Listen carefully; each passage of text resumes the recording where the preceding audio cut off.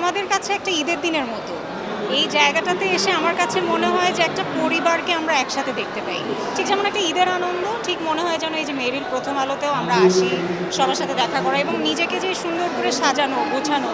এবং আজকে তো আমি একটু অ্যাড অন করবো যে আজকে আমি টোটাল লুকটাই নিজে কাস্টমাইজ করেছি। মানে নিজেই সুন্দর একজন আপকামিং ডিজাইনারের সাথে কলাব করেছি, তারপর জুয়েলারি বানানো এবং আমার হাতে সুন্দর এই ছোট্ট বটুয়াটাও কিন্তু দেখেন আমার আউটফিটের সাথেই ম্যাচিং করা।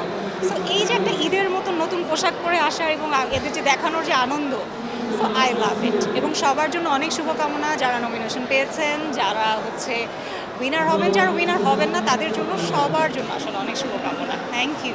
অফকোর্স আমি একটু অ্যাড অন করি, আমি খুব ছোটোবেলা থেকেই হচ্ছে বাংলা সিনেমার অনেক দেখি। ঠিক আছে, সেই সাদা কালো আমলের তো বয়সটা বোঝা যায় না, কিন্তু তারপরও হচ্ছে আমি কিন্তু সাদা কালো আমলের। সো ওই যে সাদা কালো আমল থেকে নিয়ে এখন পর্যন্ত এই যে রঙিন টেলিভিশন থেকে শুরু করে এখন তো আসলে সোশ্যাল মিডিয়া এবং ভীষণ সুন্দর সুন্দর ওটিটি প্ল্যাটফর্ম আছে, অনেক ভালো ভালো কাজ হচ্ছে।